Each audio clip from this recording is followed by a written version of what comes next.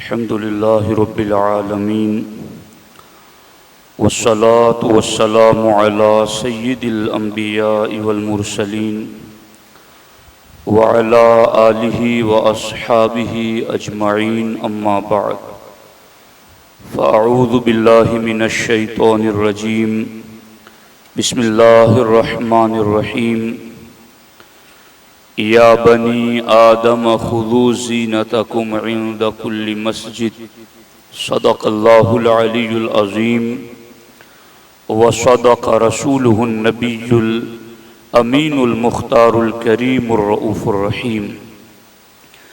انتہائی ادب و احترام کے ساتھ حضور سید المرسلین خاتم الانبیاء شفیع المذنبین رحمت للعالمین خاتم المعصومین راحت العاشقین صلی اللہ تعالی علیہ وآلہ واصحابہ وبارک وسلم کی بارگاہ میں اپنی غلامی کا ثبوت دیں اور جس طریقے سے میں پڑھا ہوں میرے ساتھ مل کر حضور دل کے ساتھ نذرانہ محبت پیش کریں۔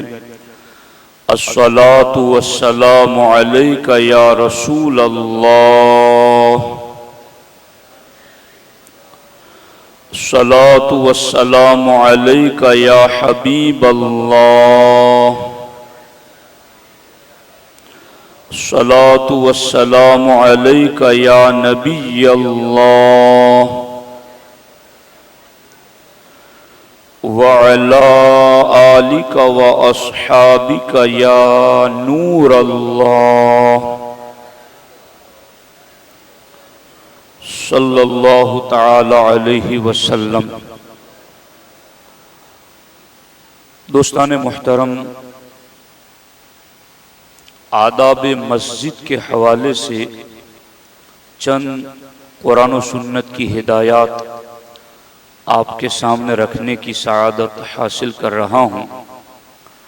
سورۃ الاعراف کی آیت نمبر 31 میں اللہ جل مجدہ الکریم ارشاد فرماتا ہے، یا بنی آدم خذوا زینتکم عند کل مسجد، اے آدم کی اولاد اپنی زینت لو جب مسجد میں جاؤ، یعنی جب تمہیں مسجد جانا ہو تو اچھے لباس میں طہارت اور پاکیزگی کی حالت میں تم مسجد جاؤ۔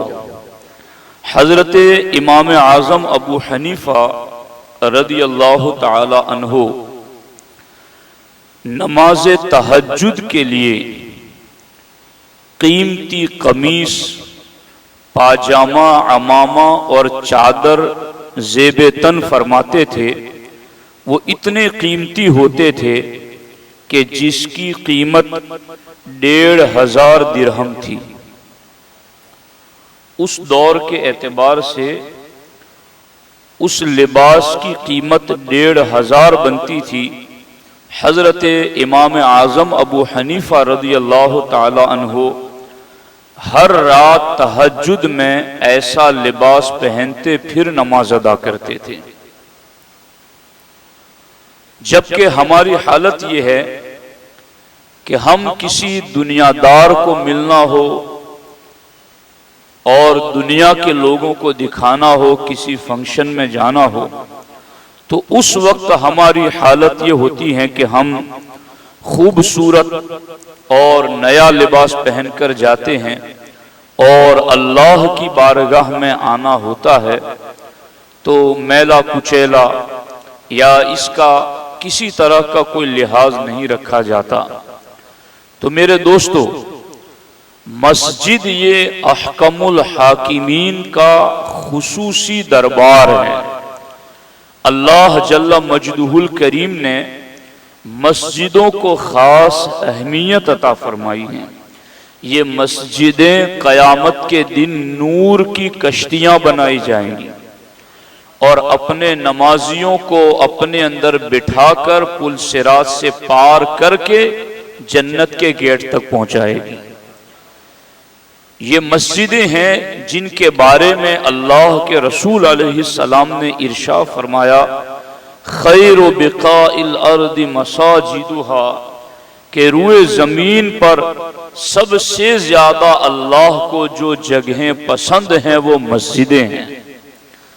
تو اس مسجد میں آنے کا پہلا ادب اور اس مسجد کا پہلا حق اہل ایمان پر یہ بنتا ہے کہ ہم گھر سے مسجد کے قصد سے نکلے تو صاف ستھرے لباس میں آئیں، جتنا ہو سکے اتنا بن سنور کر کے اللہ کی بارگاہ میں حاضری دیا کریں۔ نماز کے کچھ ایسے لباس بھی رکھا کریں کہ جو ہر قسم کی آلائش اور گندگی سے پاک ہو اور آپ کو اس پر 100% یقین ہو، تاکہ اس سے تمہارے دل کی حاضری پر بھی فرق پڑے۔ اب ہوتے ہیں لوگ استنجا کے لیے جاتے ہیں، قضاء حاجت کرتے ہیں اور بے احتیاطی برتتے ہیں، توجہ نہیں دیتے، اور پھر وہی لباس اگر پہن کر ہم مسجد آ جائیں تو پھر ہمارے لیے یہ سب سے بڑی بات ہوگی کہ ہم اللہ کو مسجد میں آ کر ناراض کر رہے ہیں۔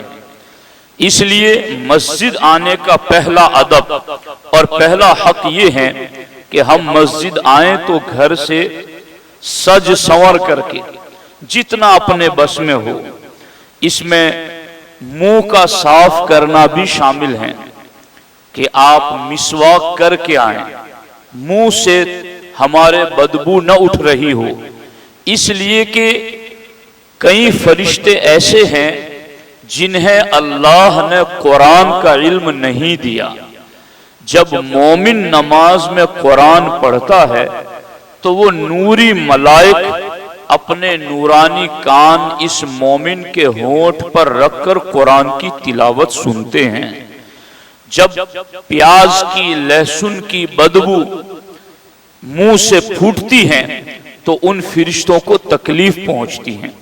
تو گھروں سے مسجد کو چلو تو نہ لباس سے بدبو آ رہی ہو، نہ منہ سے بدبو آ رہی ہو، نہ لباس پراگندہ حال ہو، بلکہ حتی الوسعت اللہ کی بارگاہ میں حاضری کے لیے اس کے حضور کے شایان شان ہمیں مسجد میں پہنچنا چاہیے۔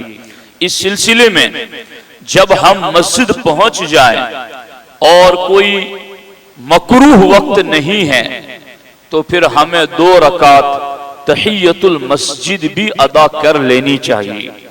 اللہ کے رسول حضور سید عالم صلی اللہ علیہ وآلہ وسلم مسجد نبوی میں تشریف فرما تھے اور صحابہ کرام بھی بیٹھے ہوئے تھے۔ اتنے میں حضرت ابو قتادہ رضی اللہ تعالی عنہ فرماتے ہیں کہ حضور صحابہ کے ساتھ بیٹھے تھے تو میں بھی جا کے بیٹھ گیا، تو اللہ کے رسول علیہ السلام نے مجھے مخاطب ہوتے ہوئے ارشاد فرمایا کہ تمہیں مسجد میں بیٹھنے سے پہلے 2 رکعت پڑھنے سے کس چیز نے روکا تھا؟ تم مسجد میں بیٹھنے سے پہلے 2 رکعت نماز نفل تحیۃ المسجد تم نے کیوں نہیں پڑھی؟ میں نے عرض کیا حضور میں نے آپ کو اور دیگر لوگوں کو بیٹھے ہوئے دیکھا تو میں بھی بیٹھ گیا۔ اللہ کے رسول علیہ السلام نے ارشاد فرمایا جب کوئی تم میں سے مسجد میں آئے تو جب تک 2 رکعت نہ پڑھ لے نہ بیٹھے۔ حالانکہ یہ مستحب ہیں، لیکن اگر گنجائش ہے ہمارے پاس تو یہ بھی مسجد کے آداب میں سے ایک ادب ہے کہ بارگاہ الہی میں ہم پہنچے ہیں تو پہنچتے ہی پہلے اس کی بارگاہ میں سجدہ کریں۔ اور یہ سرکار نے باضابطہ تھوڑے سخت لہجے میں کہا کہ تمہیں بیٹھنے سے پہلے 2 رکعت پڑھنے سے کون سی چیز نے روکا تھا؟ تو کیوں بیٹھ گئے تم 2 رکعت پڑھے نہیں؟ اس کا مطلب سرکار نے بعد میں یہ بتایا کہ اب بیٹھنے سے پہلے تم 2 رکعت پڑھ لیا کرو۔ اب یہ باتیں ہیں نا کام کرنے والی باتیں، اور یہ کریں گے تبھی ہوگا، باقی سننے سے ہر کام ہو نہیں جاتا۔ اور پریکٹیکل جب ہم اپنی عملی زندگی میں لائیں گے تو پھر اس کی برکتیں بھی محسوس کریں گے۔ تو مسجد میں آنے کا پہلا حق یہ ہے خُذُوا زِینَتَکُمْ عِندَ کُلِّ مسجد، کہ مسجد آؤ تو سج سنور کر کے آؤ۔ سجنے سورنے کا مطلب میں نے بتایا، اور امام اعظم ابو حنیفہ کی روایت بھی آپ کو سنائی کہ وہ 1500 درہم کا لباس پہن کر نماز تہجد ادا کرتے تھے۔ وہ گھر کی تاریکی میں کسی کو دکھانا بھی تو مقصد نہیں، صرف اللہ کی رضا کے لیے۔ ان کے اخلاص کا کتنا درجہ بلند ہوگا۔ تو ایک حق یہ ہے۔ دوسرا حق یہ ہے مسجد پہنچ جائیں، اور اگر کوئی مکروہ وقت نہیں اور کوئی ایسا معاملہ نہیں تو پھر ہمیں 2 رکعت تحیۃ المسجد بھی پڑھ لینی چاہیے۔ اعلیٰ حضرت امام اہل سنت سے سوال ہوا، مٹی کے تیل میں سخت بدبو ہوتی ہے، گھاس تیل جس کو ہم لوگ کہتے ہیں، مٹی کے تیل میں سخت بدبو ہوتی ہے، اور مسجد میں بدبو کا لے جانا کسی طرح جائز نہیں، چونکہ اس دور میں دیے جلا کر، لالٹین جلا کر مسجدوں میں روشنی کی جاتی تھی۔ تو یہ سوال کسی نے کیا کہ مٹی کے تیل سے دیا جلانا مسجد میں کیسا ہے؟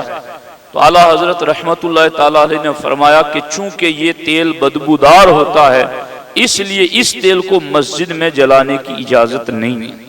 تو یہ بھی مسجد کا حق ہے کہ یہاں کسی قسم کی بدبودار چیز نہ لائی جائے۔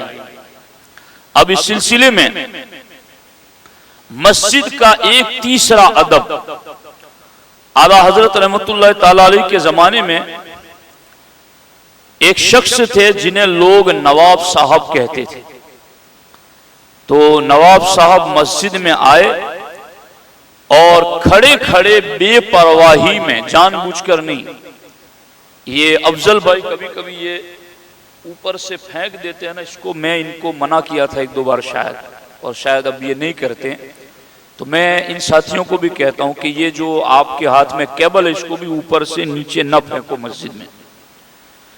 تو یہ چیز بھی آپ دیکھو کہ یہ نواب صاحب جو تھے ان سے بے پرواہی اور بے توجہی میں کھڑے کھڑے اپنی چھڑی، لکڑی جو تھی وہ مسجد کے فرش پر گرا دی انہوں نے، جس کی وجہ سے حاضرین تک اس چھڑی کے گرنے کی آواز پیدا ہوئی۔ اعلیٰ حضرت فقیہ فقید المثال مجدد اسلام نے ارشاد فرمایا، نواب صاحب مسجد میں زور سے قدم رکھ کر چلنا منع ہے، پھر کہاں چھڑی کو اتنی زور سے ڈالنا؟ مسجد میں تو زور سے قدم رکھ کر چلنا بھی منع ہے، تو قدموں کی آواز پیدا ہونے کی جب اجازت نہیں ہے تو پھر آپ اپنی چھڑی گرا کر آواز پیدا کر رہے ہیں، اس کی کہاں سے اجازت ہوگی؟ نواب صاحب نے وعدہ کیا کہ انشاءاللہ تعالی آئندہ ایسا نہیں کروں گا۔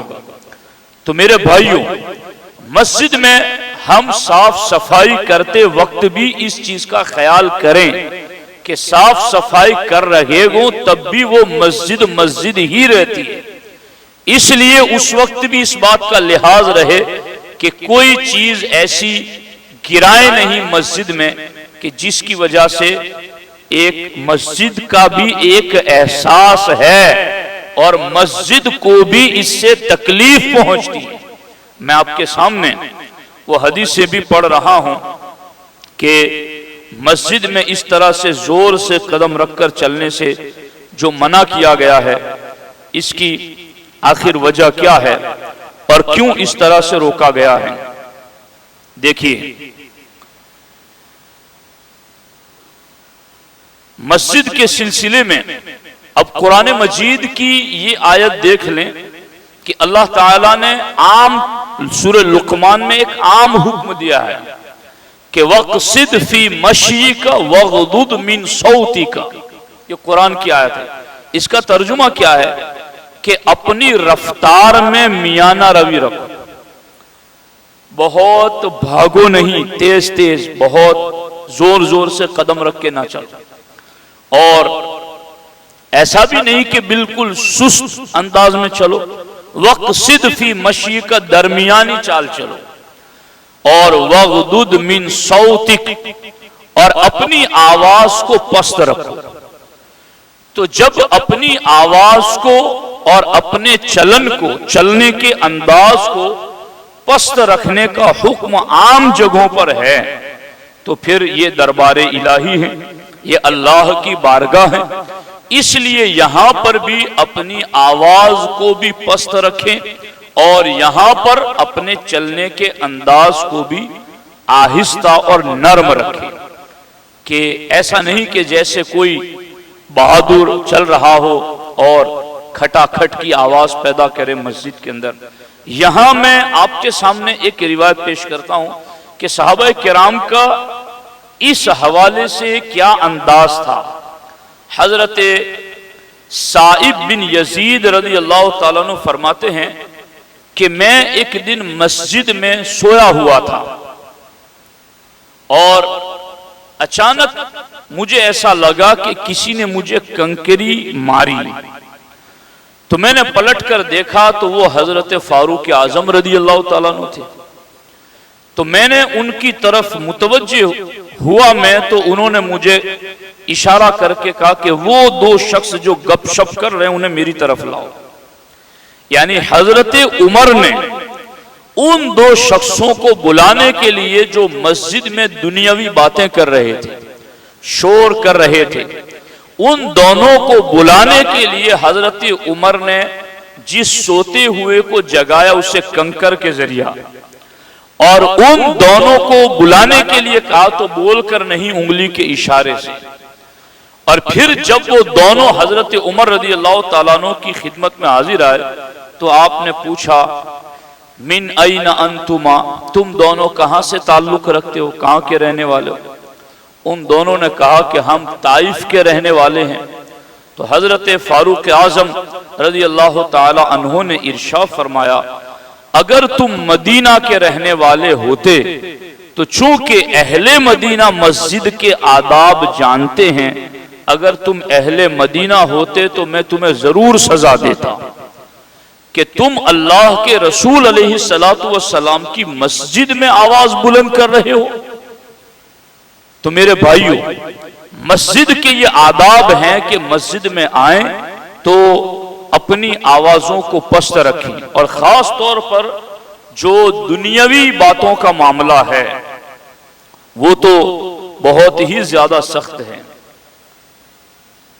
پہلا حق جو میں نے آپ کو بتایا کہ مسجد کی نیت سے گھر سے چلیں تو اپنی حسب حیثیت سج دھج کے اللہ کی بارگاہ میں آئیں، عطر لگا کر، عمدہ لباس پہن کر، مسواک کر کے، ہو سکے تو امامہ سر پہ سجا کر، اچھے اور خوبصورت انداز میں۔ باضابطہ اللہ نے زینت کا لفظ فرمایا کہ تم زینت حاصل کر کے مسجد آؤ، تو یہ حق ہے۔ مسجد میں جب ہم انٹر ہو رہے ہوں تو پھر مسجد کا یہ حق اور ادب ہے کہ پہلے سیدھا قدم رکھیں، اور مسجد کے تمام مرحلوں میں پہلے سیدھا قدم رکھنے کی کوشش کریں، کہ جیسے خارج مسجد میں آپ نے سیڑھی سے پہلا قدم خارج مسجد میں رکھا تو وہاں بھی سیدھا قدم رکھیں، پھر وہاں سے مسجد میں انٹر ہو تو وہاں بھی سیدھا قدم رکھیں، اور ہو سکے تو ہر صف پر سیدھا قدم رکھتے ہوئے آگے چلیں۔ یہ ایک حق ہے۔ دعا پڑھ کر کے مسجد میں آئے، اور دعا کے ساتھ ساتھ نویت سنت الاعتکاف یہ بھی مسجد میں حاضری کے وقت پڑھ لیا کریں۔ اب اس کے ساتھ ساتھ اگر مسجد میں آ کر اعتکاف کی نیت نہیں کی اور دنیاوی باتوں میں مصروف ہو گئے تو اللہ کے رسول علیہ السلام فرماتے ہیں یأتی علی الناس زمان یکون حدیثهم فی مساجدهم فی امر دنیاہم فلا تجالسهم فلیس للہ فیہم حاجت۔ اللہ کے رسول علیہ السلام فرماتے ہیں لوگوں پر ایک زمانہ ایسا آئے گا کہ مساجد میں دنیا کی باتیں ہوں گی تو تم ان کے ساتھ نہ بیٹھنا۔ مساجد میں دنیا کی باتیں ہوں گی تو تم ان کے ساتھ نہ بیٹھنا، ان کو اللہ سے کچھ کام نہیں۔ یعنی وہ جو دنیا کی باتیں مسجد میں بیٹھ کر رہے ہیں وہ کوئی اللہ کے لیے تھوڑی آئے، ان کو اللہ سے کیا کام ہے؟ اللہ کو راضی کرنے سے ان کا کوئی کام نہیں ہے، اللہ کی خوشنودی سے ان کا کوئی تعلق نہیں ہے۔ فلا تجالسہم، تو ان کے ساتھ نہ بیٹھا کرو، کہ جو مسجد میں بیٹھ کر دنیاوی باتیں کرتے ہیں انہیں اس حد تک جا کر کے امام الانبیاء صلی اللہ علیہ وآلہ وسلم نے روکا ہے۔